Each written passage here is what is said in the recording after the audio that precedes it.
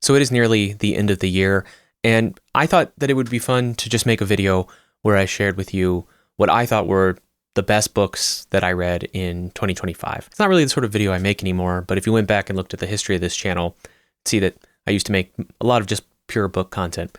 I thought it'd be fun to just make one of those here in December. So let's dive right in. We'll first talk about fiction, then we'll go into nonfiction, which is mostly philosophy. So late in 2024, I discovered the writer John le Carre. He is the writer of books like The Spy Who Came In From the Cold and Tinker, Tailor, Soldier, Spy. Basically, he writes what I think are the best spy novels ever written. And I read a few more of his novels this year. I'd planned to read more, but I didn't get to all of them. And my favorite of the ones that I read this year was The Honourable Schoolboy. The Honourable Schoolboy, unfortunately, though, is the second book in a trilogy, which goes from Tinker, Tailor, Soldier, Spy to The Honourable Schoolboy to Smiley's People. And so I don't want to say very much about it because it's very hard to talk about this book without going into spoilers. But I can say a little bit about it. I think John le Carre is one of the things that has impressed me so much about reading so many books by just one author is actually that how impressive his range is, even though he is writing basically only in one genre, sort of spy fiction. He's able to write each book like it's this whole distinct other work. The Spy Who Came In From the Cold is a very short book. It's really elegantly paced. It's really tight. And while there's intrigue and there's betrayals and like all the sorts of stuff you would expect from a great spy novel, it really is just like a fascinating and gripping, fast-paced tale. Where Tinker, Tailor, Soldier, Spy, on the other hand, is a slow burn. A lot of the biggest sequences take places in offices or hotel rooms and over long conversations. And in The Honourable Schoolboy, what we see is this weaving together of multiple plots, but also many different locations. A huge part of this is taking place in Hong Kong. And I just thought, like, John le Carre would have been a really fantastic travel writer. He was able to take this story, this spy story. I mean, fundamentally, at all times, it is a spy story. But it was also just to make you to feel the difference in the locations that you go to, whether you're in various parts of England, especially in London, or if you're in Hong Kong. I mean, he just makes you feel like you're in that place really early on. And if you combine that then with an incredible plot, which is, again, impossible to describe here without giving things away. I mean, when you read a spy novel, there's always some mysteries involved. But when you combine like that sense of place and pacing with this incredible plot, it made for one of the best fiction experiences that I had all year. The second book I want to talk about is definitely the best work of fiction that I read in all of 2025. It was also the first complete work of fiction that I read. I think I read it in the first day or two of January, and that is Ficciones by Jorge Luis Borges. Borges is arguably the most famous Argentinian writer. If you're from Argentina or know more about the area and you know of a more famous writer, please let me know. I don't have as much exposure to Latin American literature. I don't even want to talk about the whole Latin American literature as if it is this one big thing. And I certainly don't have much exposure to other Argentinian literature. But Borges was someone that I'd always been meaning to read, and for some reason had never read more than like a single short story, because that's actually primarily what Borges wrote. He didn't write a full-length novel, I believe, and most of his work is collections of short stories, though I believe he wrote poetry. He definitely wrote essays. You can buy his collected essays. I have a few of those as well. And he was a literary critic, too. But I think of the things of Borges that I read this year, the best clearly was Ficciones.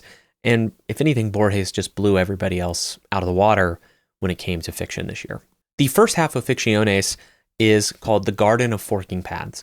And as we're told in the introduction that Borges writes, he says that these are essentially descriptions of books that don't exist. He says that, constructing an entire book is so laborious. And so what I've instead tried to do is write short stories that basically tell you about those books.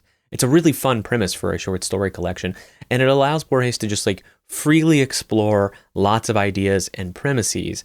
And even if he's only doing it for 5 pages or 10 pages, sometimes 20 pages, he gets a lot in there. I would say that Borges is one of the most philosophically rich and interesting writers of fiction that I've ever had the pleasure of reading. And I do think that the second half of this book, which is called Artifacts, is a little bit weaker than The Guardian of Forking Paths, but I don't want to mislead anybody, because when I say that it's a little bit weaker, I certainly don't mean that they are actually just simply weak or bad.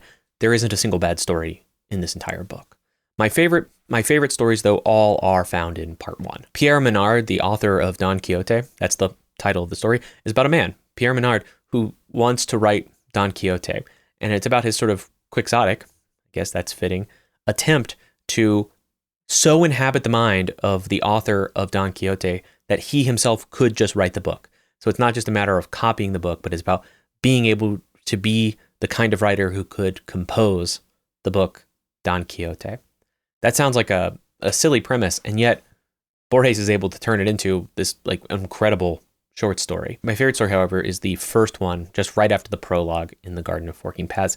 And that is Talon Ukbar Orbis Tertius. I had to look at the book to help, because I always get that name wrong. And that is a story essentially that is exploring the possibility of subjective idealism, the kind of idealism that you would find in philosophers like George Berkeley, and as if there was an entire country or continent that may or may not exist. You know, you're not quite sure at the beginning of the story, but as if they really did believe the philosophy of subjective idealism. Because there have been people who were idealists in history, and particularly there were people like Berkeley who were subjective idealists. There's this famous moment in philosophical history, I believe it's found in Boswell's Life of Johnson, where Samuel Johnson is said to refute Berkeley by kicking a rock. He kicks a stone and says, I refute Bishop Berkeley thus.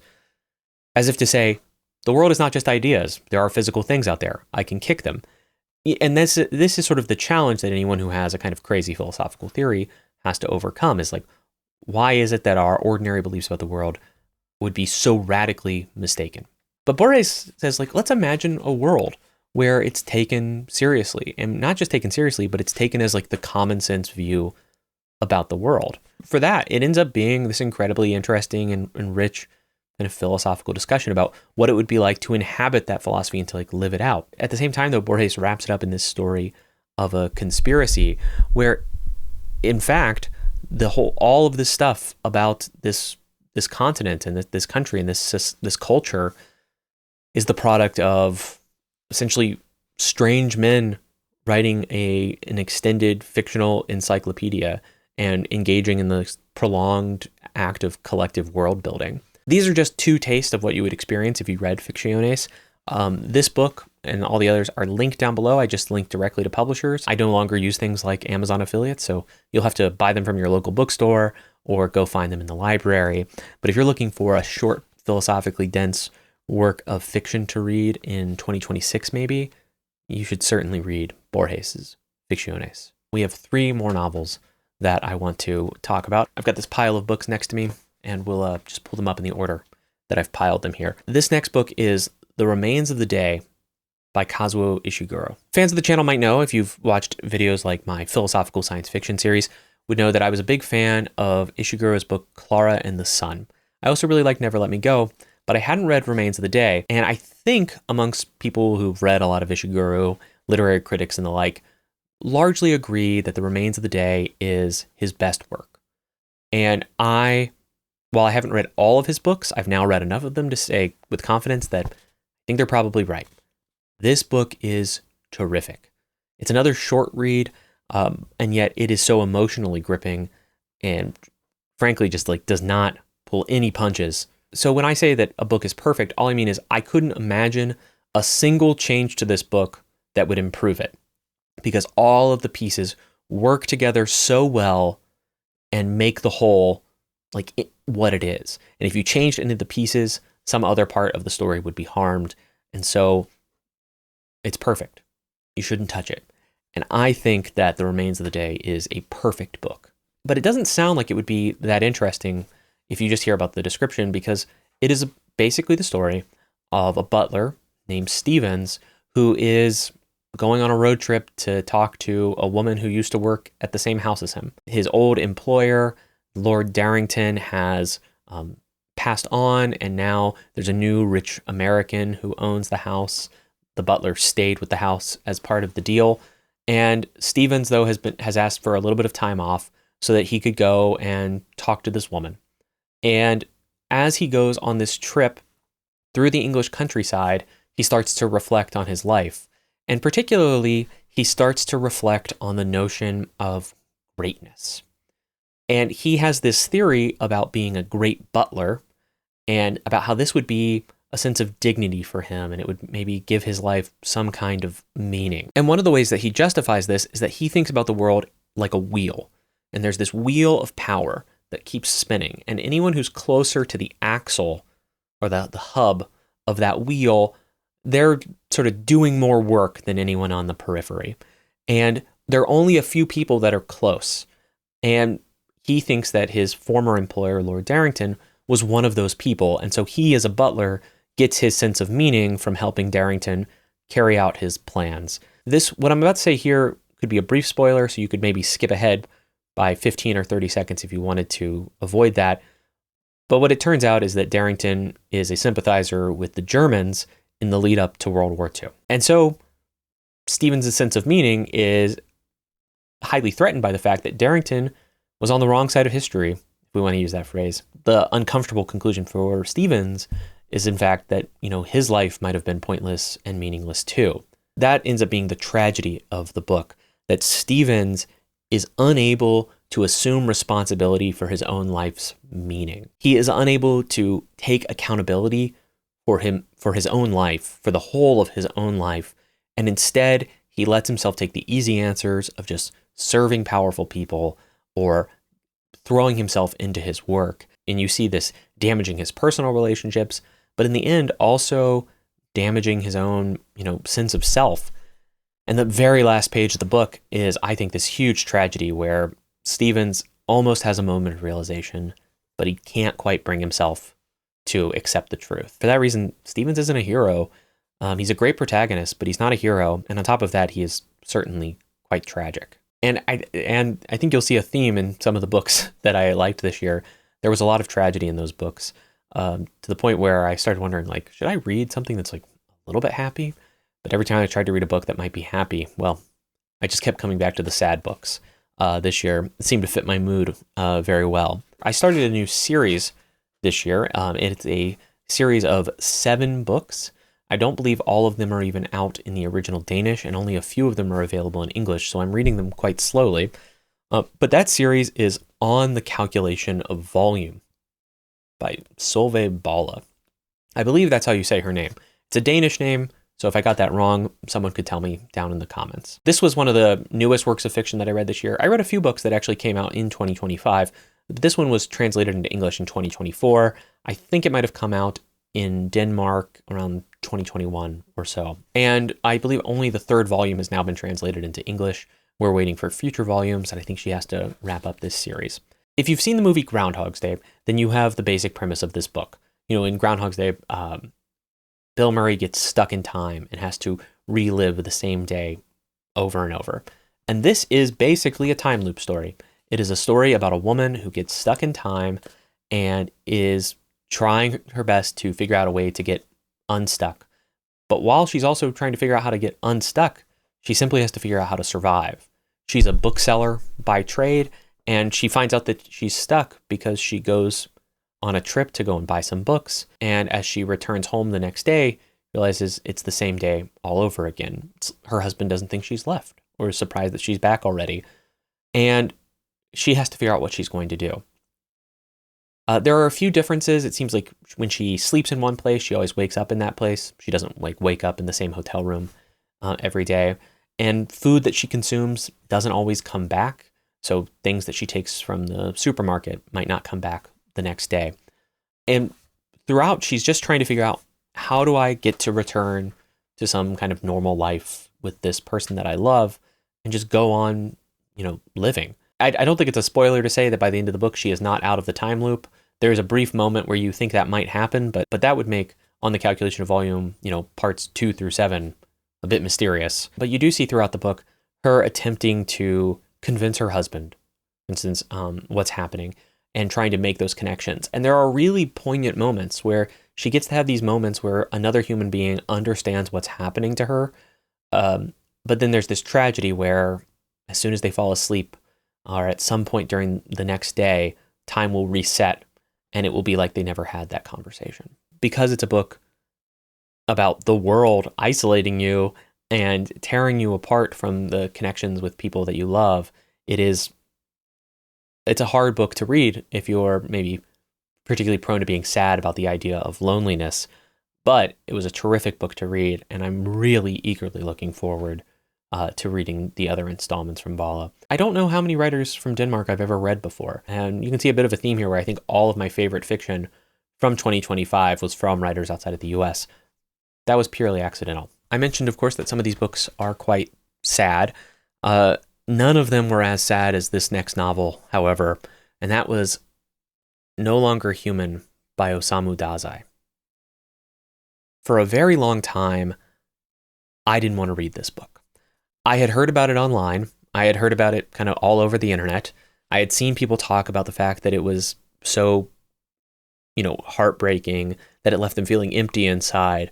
And I either assumed it was just going to be grim for the sake of being grim, like it was just going to be manipulative, or that it was just a book that people talk about on the internet that ends up not being that amazing. That was what I assumed. I thought it would be one or the other.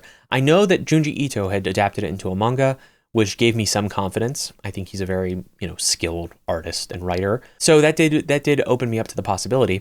But I was just walking through my favorite local bookstore here in Austin, and I saw that they had a couple of Dazai books on their shelf. We have a big shelf at that bookstore for literature and translation.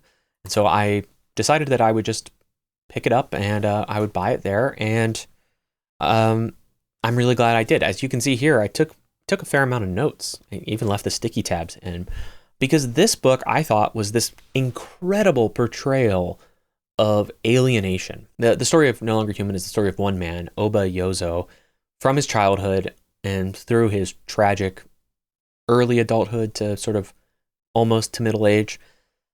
And it starts with some dark stuff. He says that from the very beginning, he was incapable of joy. He never was able to experience the pleasures of human connection. And in fact, human connection left him feeling terrified and scared. It's quickly revealed in this story that there have been dark things that have happened to him from a young age, which might have affected him in this way. And he has felt so alienated from other people that two things have happened. One of them is that he feels like he is constantly engaging in a performance. He is constantly showing people some other side of himself, some false side of himself, as a way of protecting himself. So when he hides himself like that, they can't really see who he is, and this gives him a sense of safety. But the other problem this leads to is this profound sense of alienation from the world. He could not understand the logic of the world, and in fact, he found the logic of the world to be terrifying. And there are other moments where someone might actually see him for who he is, and those people he comes to hate or to view as people he needs to neutralize as threats, because they might be able to see through the charade. They might be able to see through the pretense, and he needs to make sure that no one can ever do this. Of course, this is a terrible way to live. It means that he can't have meaningful connections with his family. I don't know if he'd want to, given his past, but it also means that he can't have meaningful connections with people who could be his friends or people that he could fall in love with. Yozo is essentially incapable of having a healthy relationship with a woman. He views them as predators, but also people that he can easily exploit, as we see multiple times in this really short novel. People who know a lot about Dazai like to point out that this book might be, at least partly, autobiographical. Dazai wrote this and then shortly after took his own life. I don't know how much of the individual events mirror Dazai's own life. It does seem, though, that Dazai was experiencing something very dark internally because he was able to portray it so vividly on the page. So vividly, in fact, that you kind of wonder if someone who hasn't experienced it firsthand could ever write with all of this clarity and with all of this this grippingness. The book ends in a very sad way, and yet there's a brief glimmer of hope. It's not big. It really is just a glimmer. But that moment of hope that you see that maybe suggests that the way that Yozo sees the world is not necessarily how the world sees him. right? That the world is not as hostile to Yozo as he has unfortunately been led to believe. It gives you something. It gives you something to cling to.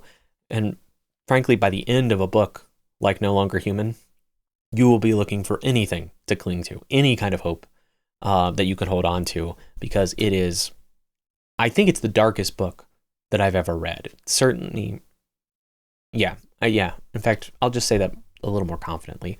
It is the darkest book that I've ever read. So maybe not for the faint of heart, but for anyone who feels like they can handle the darkness, an incredible book to read. It's a lot of fun to just talk about books that you love, here, to share something totally positive. I feel like a lot of my content has been very apocalyptic lately, and it's nice to be able to just share things that I think are moments of beauty. Even if they're tragic beauty, they're still beautiful. I read a lot of philosophy this year. Some of the stuff that I read, I was reading over on my newsletter, where I run basically a free book club. If anyone's interested in that, there's always a link in my description of my videos. And a lot of those books were books that I was somewhat familiar with, had read a little bit of, read more of there, read them very thoroughly for the book club. So I'm not going to talk about any of those books. So I won't talk about Plato's Republic or Aristotle's Politics, which are books that I read this year, which were great and that I wrote a lot about. But instead, I'm going to talk about two works of secondary scholarship on big famous philosophers, and then one work of nonfiction, which is philosophical, but not sort of pure philosophy. The first up here is The Affirmation of Life by Bernard Reginster. Along with Alexander Nehamas's book, Nietzsche, Life as Literature, I think this is the best book about Nietzsche that I've ever read. A close follow-up would be Brian Leiter's Nietzsche on Morality. It is terrific, and it was so illuminating as you're trying to understand Nietzsche as a whole. The problem with reading Nietzsche is that Nietzsche writes in a really scattered way. Obviously, he wrote many books. He writes in many different genres and styles. Some of them are essays, some of them are aphorisms, some of them are parables. And he will often return again and again to certain ideas in a way that makes it difficult to see if there's like a coherent philosophy under this. Some people think that even looking for a coherent philosophy within Nietzsche is a way of misunderstanding Nietzsche. I think Nehamas might stress that point at least a little bit. But Bernard Register tries to make the case, and I think he makes it quite well, that the central project of Nietzsche's thought and life was the overcoming of nihilism. This is an important point because in discussions of Nietzsche, you will often encounter this idea that Nietzsche was a nihilist. This is wrong. Nietzsche was not a nihilist. Nietzsche sees the death of God as this moment in history where God literally becomes unbelievable, right? And with that, he thinks that all of conventional or traditional morality will collapse. This is the part about, after he mentions the death of God, he mentions that morality will collapse. And this is the nihilistic moment, right? This is the moment where you realize maybe there's no value in the world. Certainly the values that we expected to find in the world aren't really there. But Register says that this is just one stage in understanding Nietzsche. And in fact, we can't retreat from nihilism. We can't go back to believing what we used to believe, but we have to go further and say what comes after nihilism. So it's the overcoming of nihilism. It's not merely the acceptance of nihilism. And that's what makes Nietzsche, I think, a really interesting figure. Register is able to tie this into concepts like the will to power, the Übermensch, the sort of creation of new values, in a way that I think paints this really compelling picture of Nietzsche and would at least offer you a framework if you were someone who then wanted to go and read more Nietzsche for yourself, or, like some crazy person might want to do, make a video explaining the philosophy of Nietzsche.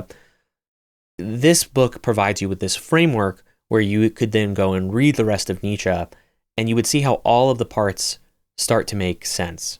It was like there were all these notes going on in Nietzsche, and you didn't quite understand what the key was, and so you didn't see how they all cohered.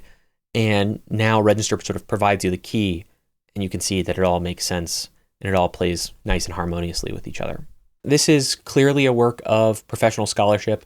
It might be a bit It might be difficult to, chew on if you are new to reading philosophy, for instance.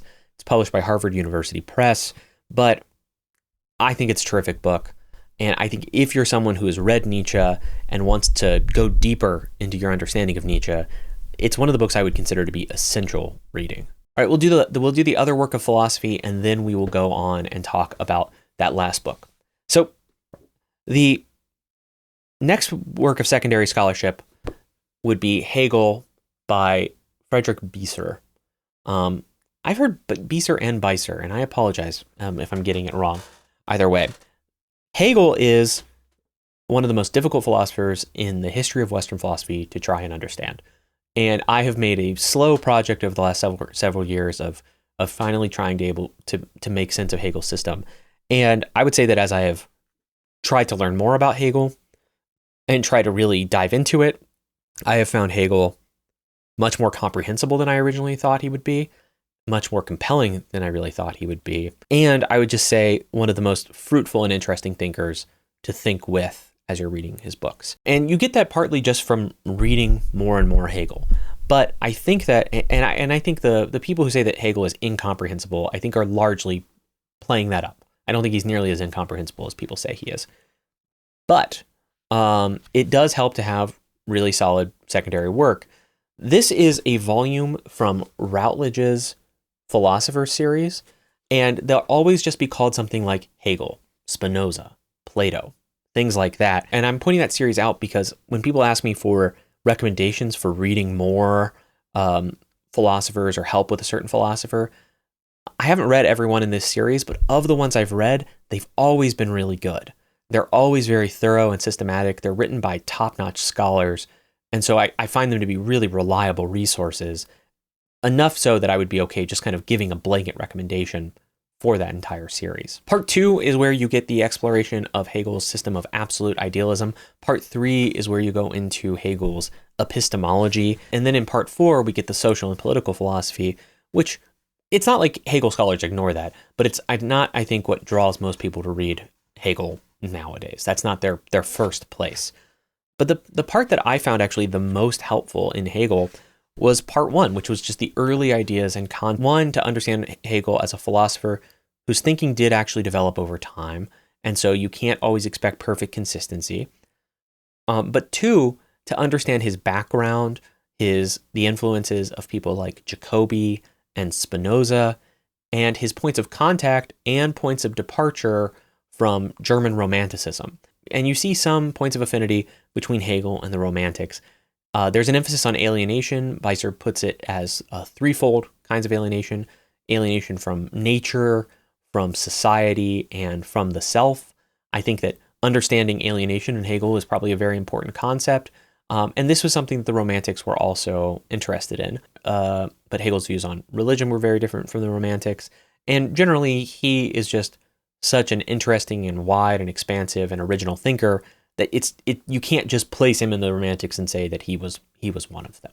Seeing that just laid out in some detail by Beiser was incredibly helpful. He has written a number of books on Hegel that are much more thorough and specific on certain parts of Hegel or his surrounding context. But this is the great sort of one-stop shop to help you kind of finally understand Hegel. And so, great book. I guess I don't need to say that for all of the books here because they're the best books that I read in 2025. But still, it's worth repeating, I guess. All right, the final book that I want to talk to you about today is Neil Postman's Technopoly. I referenced Technopoly in a recent video of mine, and of course in a video last year, I had discussed Neil Postman's book, Amusing Ourselves to Death. Amusing Ourselves to Death is clearly the most famous of his work. It's the one that everybody is still reading and that people think is especially prescient in the internet age. But I'm going to say that Technopoly is a better book, and it is more relevant for anyone who is worried or has criticisms or just wants to be critical of our kind of techno-optimist moment. In this book, Postman is describing the emergence of a system that he calls Technopoly. So human beings are tool-making creatures.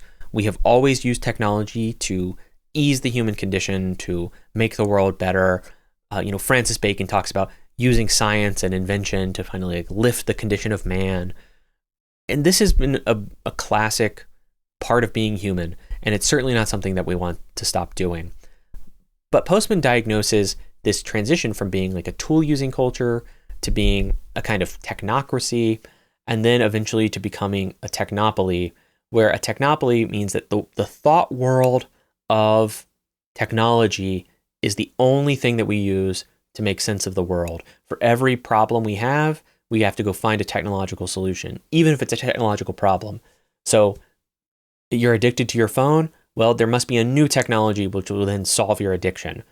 And he also describes technology, the technological change, as ecological. That's one of his phrases. That when you introduce a new piece of technology into a society, it changes the whole. So it's not just a positive or a negative addition. It's like introducing a new predator into an ecosystem where eventually that ecosystem might stabilize, but there will be huge moments, huge shifts, lots of turmoil, and it will radically affect the entire thing. You know, you introduce some invasive species of fish. Well, this is going to change, what the predators eat. It will change whether or not smaller creatures are actually able to get food. It could eventually lead to differences in the plants that grow or thrive in the area. So the landscape could look radically different after this new predator or this new species has had time to kind of immerse itself in the environment. And technology, Postman says, is a lot like that. And I think what we need to do more than ever is to just think about why we want to use certain tools and why we want to use certain technologies. Clearly, one of these is AI, but just like the internet in general would be another one. Like, what was the reason that we wanted to use them? And to start asking ourselves if it comports with our values or the things that we actually love or the things that we cherish, and whether or not we need more technological solutions for these problems, or sometimes if the solution is to retreat from those technologies or to stop using them.